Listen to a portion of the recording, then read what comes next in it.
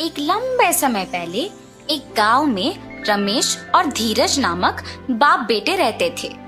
रमेश का एक छोटा चाबी बनाने का दुकान था। धीरज भी छोटी उम्र से अपने पिताजी के साथ रह के चाबी बनाना सीख के उनके साथ बनाता था। एक दिन धीरज और उनके पिताजी अपने दुकान में काम कर रहे थे जब एक आदमी आता है। मेरे घर का चाबी खो गया, मेरे साथ आके ताला खोलोगे? धीरज, बेटा तुम यहीं रह के दुकान को संभालो, मैं जाके घर का ताला खोल के आता हूँ। ऐसे कहकर उस आदमी के साथ जाता है। बहुत दूर चलने के बाद, यही मेरा घर है, ताला खोलिए। उसी गांव में पले पड़ने के कारण रमेश को उस गांव में रहने वाले सारों के घर अच्छे से पता था। उस आदमी के दिखाए हुए घर रमेश के पहचान के वालों का होने पर वो सोच में पड़ जाता है। बाबू, जो चाबियां मेरे पास अभी है उनसे इस ताला को खोल नहीं पाऊंगा। दूसरे चाबियों का गुच्छा घर के पास है, जाके ले आते हैं। ऐसे कहकर उस आदमी को जमींदार के पास लेके जाता है। प्रभु, ये आदमी चाबी खोने का बहाना बना के मेरे पास आया है और मुझे कोई दूसरे आदमी का घर दिखा के खोलने के लिए कहा, इसीलिए मैं इसको आपके पास ले आया। तुम बहुत होशियार आदमी हो, इसीलिए इसको मेरे पास ले आ सके। ऐसे जमींदार रमेश की तारीफ करता है और रमेश अपना दुकान वापस चला जाता है। पिताजी, आपने ताला खोला? और जो भी हुआ धीरज के पिता उसे बताते हैं।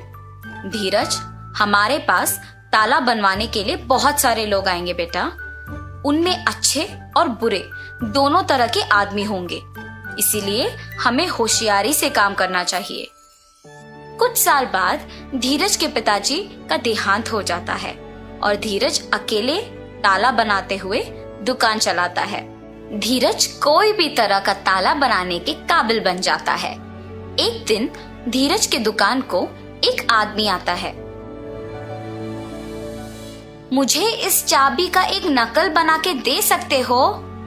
जी हाँ, बिल्कुल, पर नई चाबी के लिए 500 रुपए लगेंगे। ठीक है, बना के दो। और धीरज वो नकली चाबी बना के देता है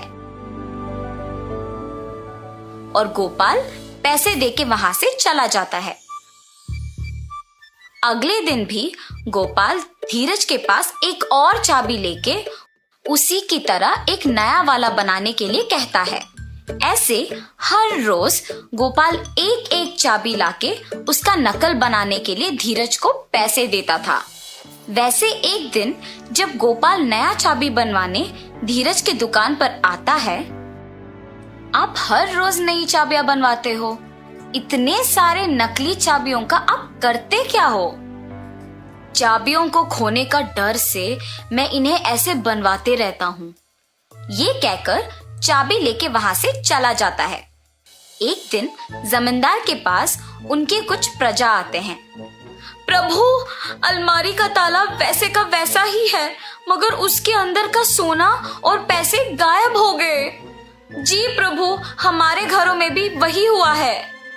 ये सब जमींदार से कह के दुखी होते हैं। तुम्हारे जेवर और पैसे किसने लिए, इसका मैं पता लगाता हूँ।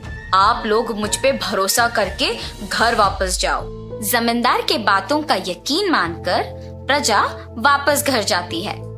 सैनिकों, तुम लोग भी इनके पीछे पीछे जाओ। थोड़े दिन इन सब पे नजर रखो, किसी दिन तो वो चोर पकड़ा जाएगा। जी प्रभु। सैनिकों ने जमींदार का कहा किया और सब पे नजर रखे रहे। उन्होंने ये देखा कि सारे लोगों के पास एक ही आदमी काम करता था।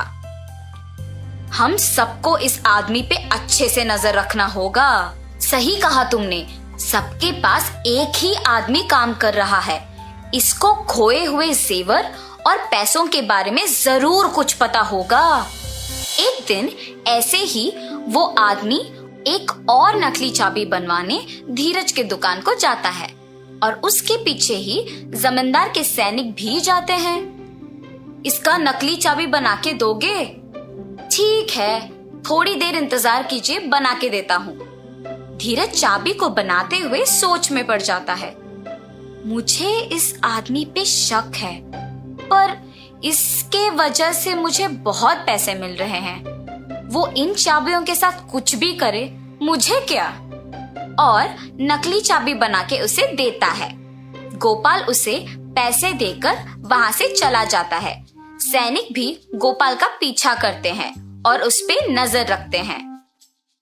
जब आसपास कोई नहीं होता है तो गोपाल असली चाबी को उसकी जगह पे रख के नकली चाबी से तिजोरी खोल के उसमें से सब कुछ चोरी कर लेता है। और ये देखते ही सैनिक उसे और नकली चाबियां बनाने के लिए धीरज को जमींदार के पास ले जाते हैं। धीरज, क्या तुमने गोपाल के लिए नकली चाबियां बनाई? जी प्रभु, मैंने गोपाल के लिए बहुत सारी नकली चाबियां बनाई। और तुमने क्या एक बार भी उसकी नीयत के बारे में नहीं सोचा? मुझे माफ कर दीजिए प्रभु, मैंने सिर्फ पैसों के बारे में सोचा है। पैसों की आशा में मैंने गोपाल पे आए हुए शक को भी नजरअंदाज कर दिया। अगर मैं तभी जमींदार को ये बात बता दिया होता तो अब मुझे ये स्थिति नहीं आती। ऐसे सोचकर दुखी होता है। गोपाल, जिस घर में काम करते हो उसी घर में चोरी करने पर शर्म नहीं आई? मुझे माफ कर दीजिए प्रभु, मुझे मेरी गलती का एहसास हुआ है। आइंदा ऐसे कभी नहीं होगा। धीरज और गोपाल को उनकी गलतियों का एहसास होने पर जमींदार उन्हें माफ कर देता है। ठीक है, अब से तुम दोनों ईमानदारी से काम करोगे। जी प्रभु, अब से मैं पैसों की आशा के लिए गलत रास्ता नहीं पकड़ूंगा और अपना काम इज्जत से करूंगा। अब से मैं किसी को भी धोखा नहीं दूंगा और ईमानदारी से काम करूंगा। ऐसे धीरज और गोपाल अपने अपने काम इज्जत और ईमानदारी से करते हुए खुश रहते हैं। तो इस कहानी का नैतिक क्या है बच्चों? किसी को गलती करते हुए देखना उतना ही गलत है जितना खुद गलती करना होता है। इसीलिए इज्जत और ईमानदारी से काम करो।